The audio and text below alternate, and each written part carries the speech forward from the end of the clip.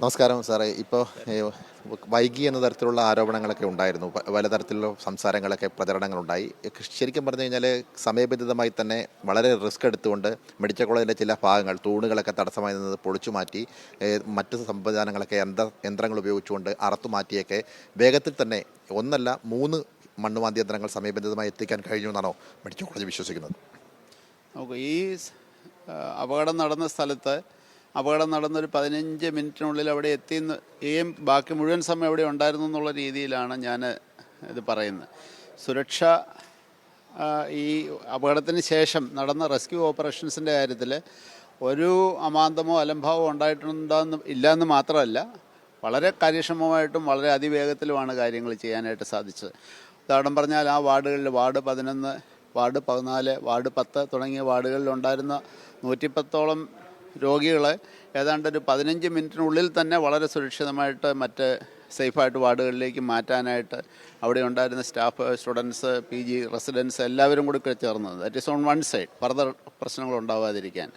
മറുവശത്ത് ഇവിടെ ഈ കെട്ടിടം ഇടിഞ്ഞു വീണ സ്ഥലത്ത് ബഹുമാനപ്പെട്ട മന്ത്രിമാർ 2 പേരും അവിടെ എത്തുന്നത് ഈ ആക്സിഡൻറ്റ് നടന്ന് 15 മിനിറ്റ് സമയത്തിനുള്ളിൽ തന്നെയാണ്. 10 മണി കഴിഞ്ഞ് 50 മിനിറ്റ് എന്നുള്ളതാണ് ആ സമയം. 11:15 ആയപ്പോഴത്തേക്കിന് മിനിസ്റ്റേഴ്സും സൂപ്രണ്ടും ഞാനും അവിടെ എത്തി. അഡീഷണൽ ചീഫ് സെക്രട്ടറി അവിടെ എത്തി. അപ്പോൾ തന്നെ അവിടെ ഫയർഫോഴ്സ് ഓൾറെഡി ഓപ്പറേഷൻസ് തുടങ്ങിയിരുന്നു. അപ്പോൾ അവിടെ നിന്ന വ്യക്തികളും ഒരു ആൾക്കൂട്ടം അവിടെ രൂപപ്പെട്ടിരുന്നു. പക്ഷേ അവരെ അവിടെ നിന്ന് ഒഴിവാക്കാനായിട്ടുള്ള പ്രവർത്തനങ്ങൾ തുടങ്ങി. സുരക്ഷാ ജോലികൾ വേഗത്തിലാക്കാൻ വേണ്ടി ഫയർഫോഴ്സ് ഉദ്യോഗസ്ഥന്മാർക്ക് അവർക്ക് ആക്സസിബിളായിട്ടുള്ള സ്ഥലത്തെല്ലാം അവർ അന്വേഷണം അവിടെ വെച്ച് തന്നെ ആരെങ്കിലും അവിടെ അപകടത്തിൽപ്പെട്ട് കിടപ്പുണ്ടോ എന്നുള്ളതെല്ലാം അവിടെ ഇൻ പ്ലേസ് ആയിരുന്നു.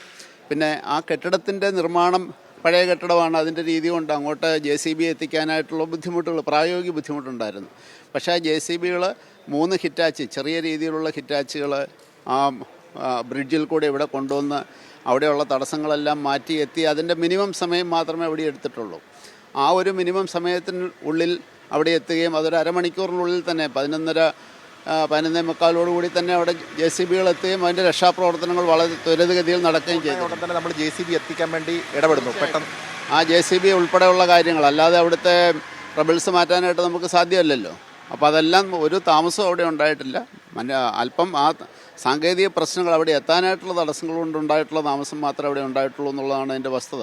12:30 നമ്മൾ 12:30 ഈ ആളെ കണ്ടെത്തുകയും ചെയ്തു. ആളെ കണ്ടെത്തുകയും ചെയ്തു. പിന്നെ അവിടെ നിന്ന് മിനിസ്റ്റേഴ്സും ഒക്കെ അവിടെ നിന്ന് മാറിയതിൻ്റെ പ്രധാന കാരണം അവിടുത്തെ ആൾക്കൂട്ടം വഴി രക്ഷാപ്രവർത്തനത്തിന് വേദി ഒരുക്കുക എന്നുള്ളൊരു പേരിലാണ്. അതിൻ്റെ തൊട്ടപ്പുറത്തെ റൂമിലുള്ള അവിടെ സൂപ്രണ്ടിൻ്റെ ഓഫീസിലിരുന്ന് ഇത് മുഴുവൻ അവിടെ മോണിറ്റർ ചെയ്യുകയും അതിനുള്ള നിർദ്ദേശങ്ങൾ കൊടുക്കുകയും ചെയ്തുകൊണ്ടാണ് ഇരുന്നത്. അവിടെ ഒരു അലംഭാവമോ താമസമോ ഉണ്ടായിട്ടില്ല.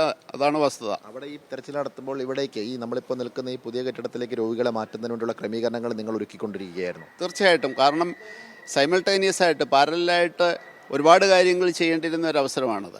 അപ്പോൾ അവിടെ വളരെ ശക്തമായ നേതൃത്വം കൊടുത്ത് പേഷ്യൻസിനെ ഷിഫ്റ്റ് ചെയ്യുന്നു, റീലൊക്കേറ്റ് ചെയ്യുന്നു, തിരിച്ച് ഇങ്ങോട്ട് മാറ്റാനായിട്ടുള്ള ഈ പുതിയ ബിൽഡിങ്ങിലേക്ക് മാറ്റാനുള്ള ഒരുക്കങ്ങൾ നടത്തുന്നു. ഇതെല്ലാം അതിൻ്റെ കൂടെ പാരലായിട്ട് അവിടെ നടക്കുന്നുണ്ടായിരുന്നു. രക്ഷാപ്രവർത്തനം അവിടെ തകൃതിയായിട്ട് നടക്കുന്നതിനോടൊപ്പം തന്നെ ഈ ഒരുക്കങ്ങളും സമാന്തരമായിട്ട് ഇവിടെ നടന്നുകൊണ്ടാണിരുന്നത്.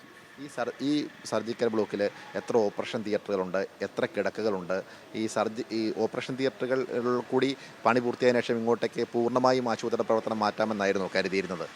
തീർച്ചയായിട്ടും. കാരണം ഈ കെട്ടിടത്തിൻ്റെ പണി ഏതാണ്ട് 95% കൂടുതൽ പൂർത്തിയായിരുന്നുവെങ്കിലും ഇതൊരു സർജിക്കൽ ബ്ലോക്കാണ്. അപ്പോൾ ഓപ്പറേഷൻ തിയേറ്ററിൻ്റെ പണി പൂർത്തിയാവാതെ ഒരു സർജിക്കൽ ബ്ലോക്ക് ഷിഫ്റ്റിംഗ് എന്ന് പറയുന്നത് പ്രായോഗികമായിട്ട് സാധ്യമല്ല. അതുകൊണ്ടാണ് ആ പണികൾ